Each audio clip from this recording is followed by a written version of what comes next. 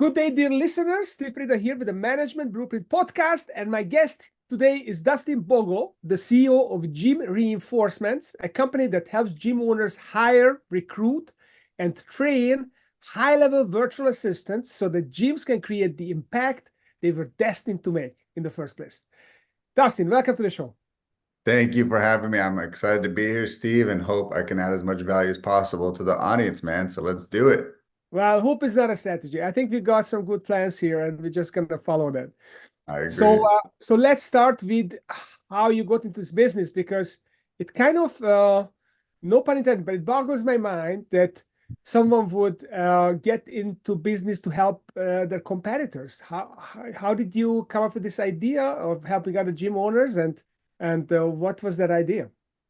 Yeah, so quick, a little backstory. I've been in fitness 20 years, and I've been a gym owner for 12 years. And across that time, I went to a lot of events, and I started really networking with a lot of gym owners. We'd get on calls, we'd swap stories, and the number one issue that I heard many of them say was around this lead generation problem. That I can't get enough leads, I can't get enough buyers, and this is a major pain point.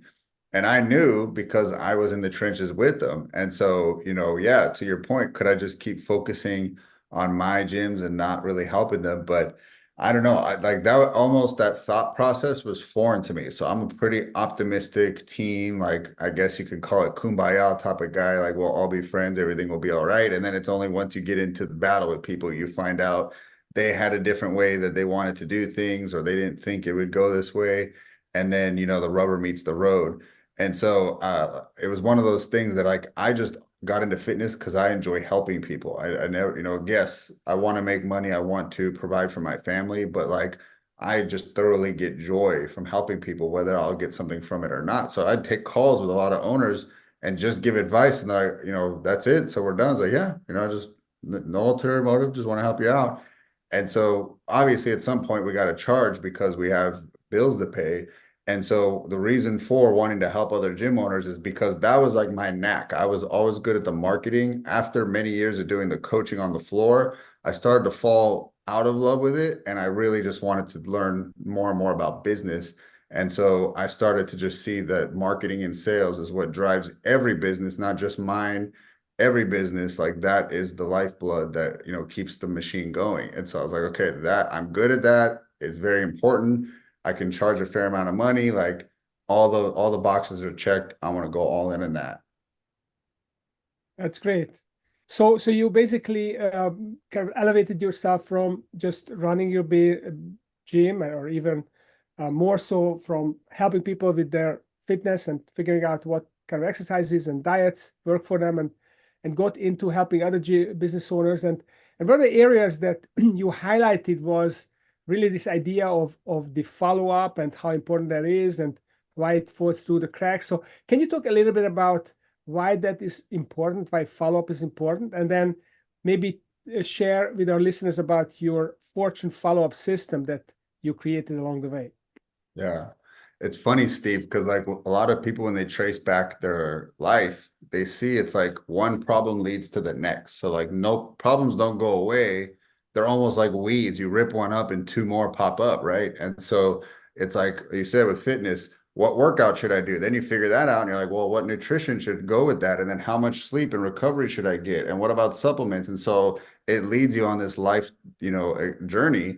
And then in business is the same thing. So like, problem number one was lead gen. And then what happens when I flood the gym with leads and they're not getting sales? So the next problem logically is lead nurture. And so that's why I paired those two together, because we start where most agencies stop.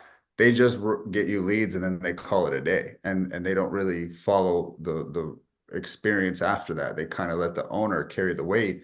So first, I created a system that I taught to owners. Then I built it into our service where it was, part of what we do for owners. So, in any kind of problem, you have those two options. I can solve it myself, or I can hire some experts to come in and fix it, whether it's changing your oil in your car or fixing something around the house to, problems in your business. And so when it came to the, lead nurture, I saw that there was really just four places that the person, if they spent their time and energy, got the biggest return. You know, I could probably come up with 100 ways to lead nurture, but these were the four predominant ones that led to the most money being collected. And it was essentially built into a system I called the fortune follow-up system, because we've all heard that, right? The fortunes and the follow-up. Um, So so what are these steps? What are these four steps or these four elements that make up this fortune follow-up system? yeah, I'll definitely give them to the listeners. So this is a good time for note taking. But most people are running paid ads. Like every now and then I come across a business and they're not running any ads. They operate just off of referrals and they're doing fine. That's great. It's like almost foreign to me, because even if you are getting just referrals, why not pour paid ads and get even more? But like maybe they can't sustain that growth. But I like to start there. Like you're getting paid ads. I Mhm. recommend taking people through a system I call the 5x2 follow-up system. And so that means in the first 5 days they opt in, you reach out to them twice a day. So that's 10 contacts. And so my favorite is to text them and to call them every day in that first 5 days. And the reason being is that is when they are at their peak of pain and they're ready to buy your solution. It's just breaking through the noise, because today's phones, people, I joke, I say they're ringing, dinging, zinging, and pinging. And so essentially there's notifications from social media, there's text, there's emails, there's phone calls. And so it's a very noisy device for most people's life. So you got to break through, which means doing more reach outs and also being creative. But essentially that is like industry specific. You got to decide what is the actual wording. I'm not going to sit here and write it for you, but just know the system is what makes it work, that you're reaching out twice a day for 5 days. That's my recommendation with your new leads. The second system in there is called the database dynamite. So sadly, I see so many business owners have a database of leads, thousands, sometimes tens of thousands, and it's just collecting cobwebs. They have not reached out to them in months, sometimes years, and they just don't know like what would be the system for that. So the easy one that I share is to send a text or email blast to 10% of your database. Sometimes if someone's over 10,000, I even reduce it to 5%. But most business owners on this call probably are below 10,000 leads. So it'd be a 10% text blast a day. So if somebody had 5,000 leads, they're going to text 500 of them on Monday, and then they're going to do another 500 on Tuesday and just work their way through the list. The way the cadence works out is you'll get through your whole list in 2 weeks. So when you repeat it, you're going to go through it every 2 months. But what that requires you as the person who's designing the scripts or your sales rep is think of new creative ways to reach out to them. You don't want to write it the same way, like, hey, I'm just following up. Hey, I'm just circling back. I just want to check in. People get really annoyed by that. And you're going to get, like, I call it wrongful unsubscribes. Like they probably would have never unsubscribed, but because you kind of did it in a really boring way, they're just doing it because it's annoying. But if you say, hey, I got this lead magnet. Do you want this? Or, hey, are you able to hop on a phone calls today or tomorrow better? And just different reasons to talk to people, but like obviously they're all leading to the same outcome, which is I want to get on a call with you and I want to sell you our program. Mhm. Um, that's the database dynamite. And I mean, I've seen people explode their sales just by working their database. The third in the Fortune follow-up system is the LTV champion. And so essentially that's what all businesses are fighting for, this championship, is who can have the longest lifetime customer value and who can increase their LTV to the highest amount. And that's the winning combos, like getting the most out of somebody and making them stay a long time. So essentially, it starts with you doing some data mining and figuring out what is my current LTV? What is the average lifetime that someone stays, and what is their average value? And first, you can't know how to beat it until you know what you're currently at. So I would really urge, everyone who's listening to this to go find out your current LTV, and that way you know that, and now you know what to beat. But essentially, the goal is to get it so that 30% of your customers are in your highest tier program. Again, a lot of people don't have a tier two. They only offer a tier one service, which is fine. You need to focus and have less offers. But once you feel like you're in a stable amount of customers, you should unlock a tier two, which again, think of my situation. What's the next problem they encounter? So I started tier one marketing, tier two marketing and sales rep, right? And so it's like, that is what we did. So, even in my fitness experience, boot camp, $150 a month, pretty affordable for the average person. They say, I need the next level. We gave them small group personal training, and that's more double the price. It's $300 a month. So when you got like 30% of your customers are in your tier two, like you are an LTV champion. You're doing a great job. The fourth and final part of this follow-up system. And by the way, well, how does that apply? I didn't mention this. It's following up with your members to spend more money. Like you can do follow-up externally. That's more of an internal follow-up. A lot of people will just sell them and then they'll be happy. And they're like, I don't want to bother them. They already bought my service. But listen to them. What are their problems they're encountering now that they're in your service, and create a paid path to get them there, with more done for you resources. But the fourth and final one is it's called the comeback campaign. And so this leg is essentially reaching out to all your past customers. So this is different than your database. Your database would be leads who never bought from you. They opted in and they never made it to client or customer status. The comeback campaign is people who have been doing business with you in the past. They were on a reoccurring membership. They were a client, and then they canceled. So it's coming up with creative ways to get them to come back. And the beauty is they can skip, if you have like a trial offer, they can skip that and go right back into membership. And so you got to think of ways to get them back in. So in fitness, I'll use it as an example. We had a 90s theme workout. We had 90s music and everyone was dressing up like the 90s. We decorated the gym and we said, we want you to be there. Even though you're not a customer anymore, you were, but we want to pack the house and we want you to come in and enjoy this workout on the house. And my team went around and said, man, it was so good seeing you here. Did you enjoy the workout? What do you say? You want to get your membership going again? Why not? Like today was a blast. And so just a very casual conversation. Each location got half of the people to get their membership activated again that came back for this free class. So, if you get 10 people and 5, all it took was putting some time, intentionality behind a cool comeback reason. And that's it. You just need a reason to converse with people that's not straight to an offer. Like that was like a bridge, right? Like we're just going to hang out and then I'm going to make an offer. So invite them to a webinar, invite them to a Zoom, right? Like invite them to get something first and then make them an offer to come back, right? So that's the 4 layers of the Fortune follow-up system, kind of broken down in detail. That's fantastic. So even though we had the pre-interview, I'm still taking notes because you've got so many good nuggets. Excellent.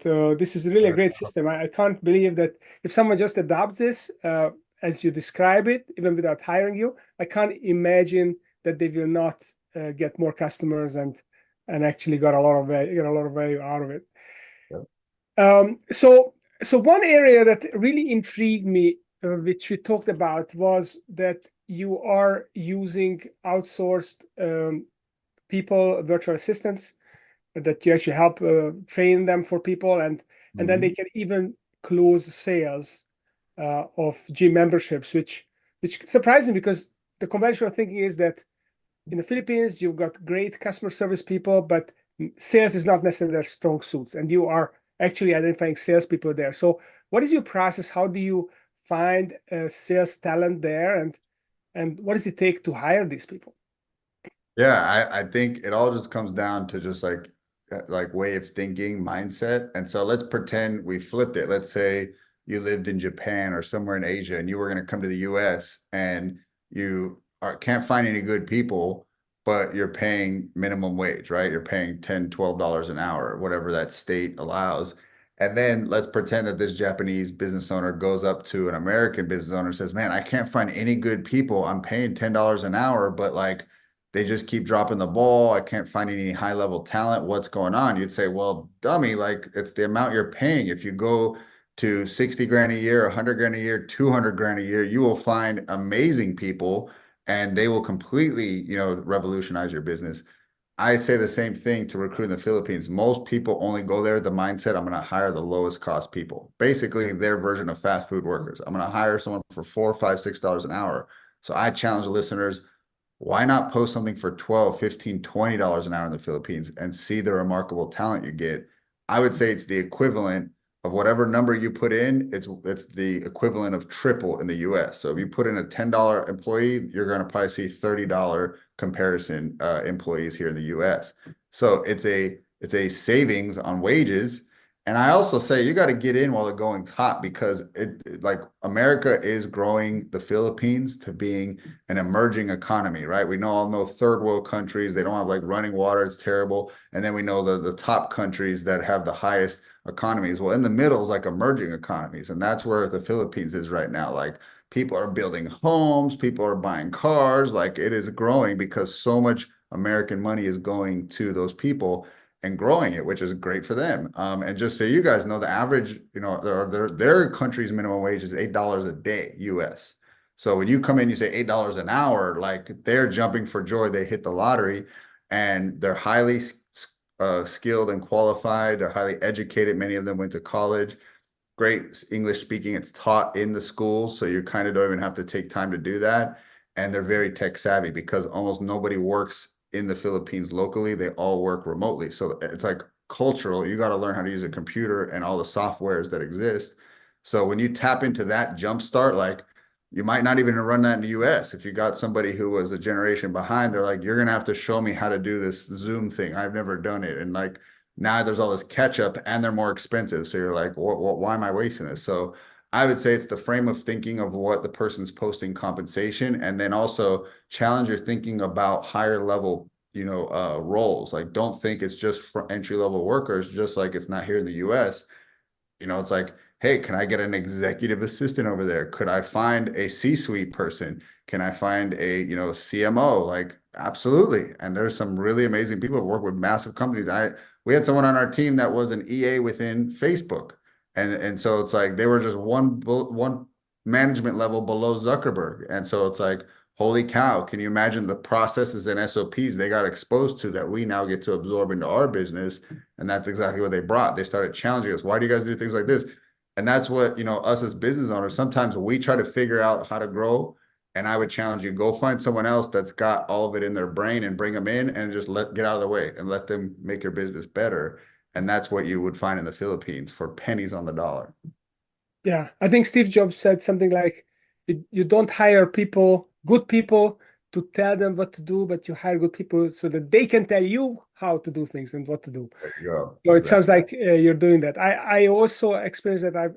I've got some colleagues who are in the Philippines, and they're really savvy, tech savvy. They use AI tools. Yep. They are using all the state-of-the-art technologies, and they really are driven, and they want to get things done, and they're excited about a good mission they want to be part of, and they Exactly. really do good job.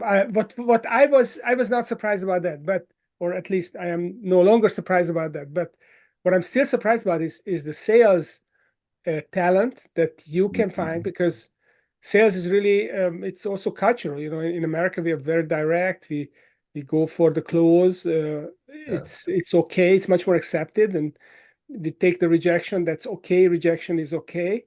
Whereas in some cultures, like in the Philippines, it's rejection is very embarrassing. It's not Mhm. okay. So how do you get around this problem? Yeah, so that it does take quite a bit of filtering. I think in December, my team told me we went through 500 applicants and we invited 3 or 4 people to join our team. So there is definitely still a lot of groundwork on our end, but that's what we're saving our customers from having to do. Like our gym owners don't have to go through hundreds of interviews to find an awesome person. We'll do that for them. But yeah, where that really shows up the most, like it does depend, Steve, if it's a voice role or a non-voice role. So if it's voice, we screen for, do they sound too ethnic? Do they got too thick of an accent? Like they're going to get hung up on left and right. We're just not going to invite them to join our team as a phone sales rep. But where they would never need to talk to someone is if it's a non-voice role, it's an appointment setter, they're just texting and emailing, and they have wonderful grammar, like welcome to the team. We'll find you a role as a setter. You just can't be a closer. We want someone that is not a newbie because we don't have time to train newbies. Like they have to have previous sales experience. So how do we find them? We poach them from AT&T and Travelocity and all these other companies that have an amazing sales experience and training. And then we just say, hey, are you kind of sick of being lost in the corporate world, not being seen? Would you like more, higher up potential that you are not seeing in your current company? Come on over and work with us. So it's really important on our ads that we put senior sales rep, experienced sales rep, and that way we don't have to do a lot of, digging through people. But even then, still, like we find that sometimes they could call themselves a sales rep, but they were totally just an inbound, order taker. So they work for Apple. There's no sales needed. Like it's just get the credit card and run the card for the iPad or the new, headset. Like you're not selling. Selling and is really where you're doing outbound and you have to convince the person to buy. And so that's what we have to delineate is like who is an inbound sales rep and who is an outbound. Outbound are the better ones. They're hungrier and they know how to turn a cold lead into a sale, where inbound is just basically picking up the phone, accepting orders. That's absolutely right. So there are all these people. I mean, on some of these platforms, there are millions of people literally on it. Absolutely. So you put a post up and you've got 200 applicants within 48 hours. It is Yes. pretty crazy. So let's talk about some of the technologies that go into your Fortune follow-up system. So what are the latest technologies to help you with texting, with messaging, and making these campaigns like the 10% a day Yeah. campaign? What kind of technologies do you use for that? I have not found a better tool than GoHighLevel. I think it's got everything that you need built in.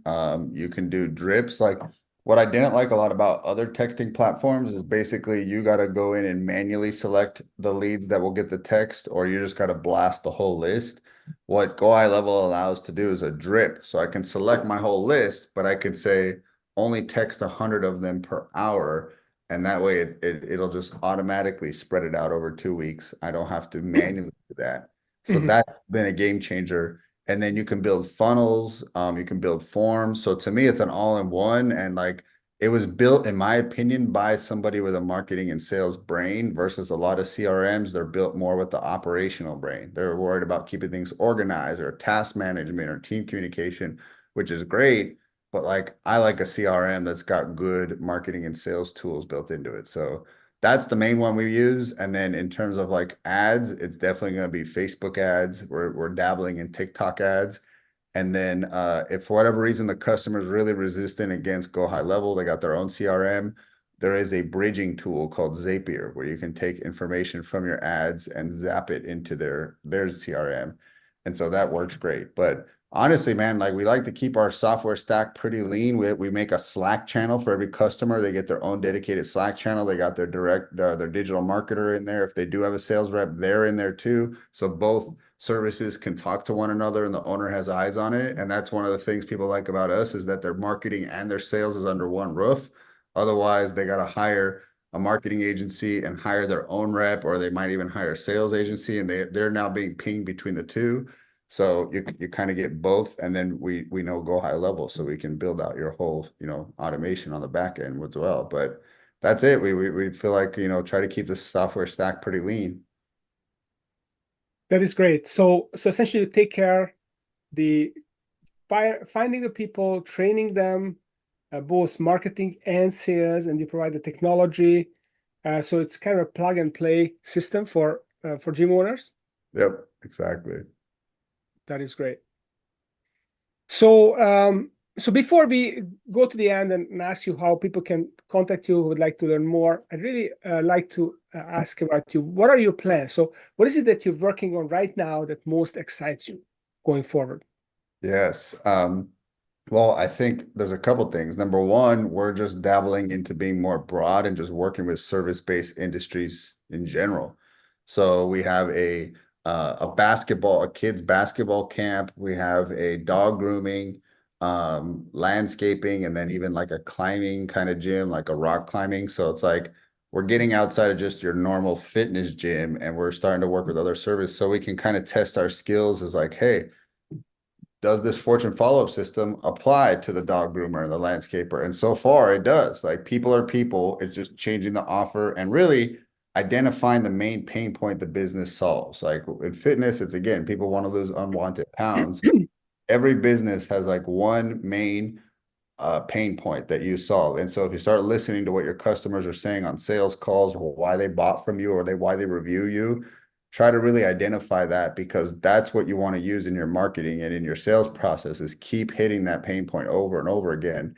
And so essentially, that's something I'm excited about. We're just going deeper into GoHighLevel. We're hiring specialists to literally be like consultants and show us things we don't know. And we want to just in a perfect world, automate more and more of it further into the future, go beyond the first month, and even have possibly AI, if it can at least sound as human as possible, engage with customers right when they opt in. So that's like something as well. And then finally, I'd say it's TikTok ads. For whatever reason, more and more people are telling me that the leads they get on there seem to be more engaged. Like they actually reply to text, they actually get on phone calls. It just feels like more real people that actually are interested in your stuff versus Facebook. The longer and longer we're on there, we feel like there's just a lot of window shopping. Like people just opt into anything and everything. And so what we've changed is putting in more friction. It's too easy to just put name, phone number, and email. Facebook auto populates it. So we ask more qualifying questions before they can opt in, And so I would just same thing you would ask on a qualifying call. I would say build that into your ads so that they have to do a little bit more work, but then you're getting better quality leads. So, and that's normal when there's an aged platform, is that more and more people are on it. Yay for marketing, but boo, it's too easy to opt in now. Like there's no effort, and so then you get a lot of leads, and they can be a lot of low quality leads. So yeah. That is really interesting. So you actually don't want to make it easier to opt in. You want to make it harder to opt in. So whoever opts in, they really Yeah. mean business, and it's worth for you to engage And with I them. should be specific. That's on the lead form ads where it's just literally a lead form that pops up on Facebook. On a traffic ad pointing to a landing page, I think it's okay to still do name, phone number, email, but it's while they're organically searching on or scrolling on Facebook and they press your button and it just pops up into a lead form. Basically, Facebook will auto-populate it with your info from your Facebook account. And so it's two taps. It's press learn more, press submit, and that took no effort. And so because it's no effort, people opt into a lot of stuff, but then they have really no intention to follow through. So that's the one where I would add more questions to improve your quality. Yeah. Okay. So even with the fortune follow-up system, you could have people who are not worth doing and running the system on them, I guess, is Yeah. the case. Yeah, that's interesting.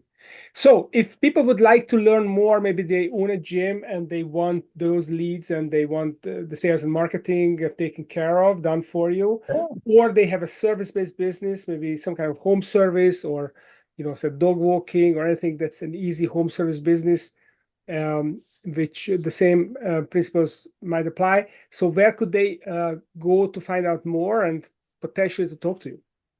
Yeah, I love it. And I would actually say my kind of like freebie no pitch that will happen is I want to help the listener build their fortune follow-up system in more detail, because I gave the main frameworks, but like let's talk some color and add some texture. And I enjoy learning about other businesses because that then allows us to learn what are the pain points your customers have, and that just starts us to understand that industry. So maybe if we do want to add it to our Rolodex, so we feel like it is an industry we can serve, I kind of get to learn that from you by learning about the industry. Like, what are the pain points? Can I come up with ad copy for that? Would we be any good? And sometimes we're not, and that's okay. But, hey, if you want to do it, it'd be freecallwithdustin.com would be the website. And so I'll help you build out your fortune follow-up system. And then I'm pretty active on Facebook and Instagram. I post at least daily on there. So just search my name, Dustin Bogle. And then last but not least, if you are a gym owner, it's going to be more applicable to you. My book, Reinforce Your Gyms, on Amazon. I think it's like $10 for the paperback. And it's just chock full of marketing and sales tips to help you grow your business. So yeah, that'd be the best places. That's fantastic. You really take care of your listeners. You got the book, you got the call, so people can just pop on a free call with you Yeah, and yeah, no help strings them. attached, not gonna pitch you. It's a give, right? I'm gonna help you build out your fortune follow-up system, and then you're gonna give me insights to your industry just because I like to learn about other industries outside of fitness. That sounds great. I might myself take up on you this offer. Let's A do good it, idea. man. All right. Well, excellent. Really good content. So if you have leads and you want to convert more of them, here is the perfect system, the Fortune 5 system. You basically make sure that you make the most bang for the buck out of your leads. And then how do you nurture? How do you kind of recycle your past leads with the database dynamite? I love it. And then LTV, how do you make sure that 30% the top tier will get a higher level offer, keep the lifetime value high for your customers, and then the comeback campaign. So let's go back to these old past customers and let's revive them. The 50%, that is pretty amazing. So thanks, Dustin, for bringing all that value on the call. And for those of you listening, as you can see, every week we get better and better entrepreneurs on the show and lots of goodies. So make sure you bring a pen and paper to every episode going forward. Thank you, Dustin. Thank you. Appreciate you guys.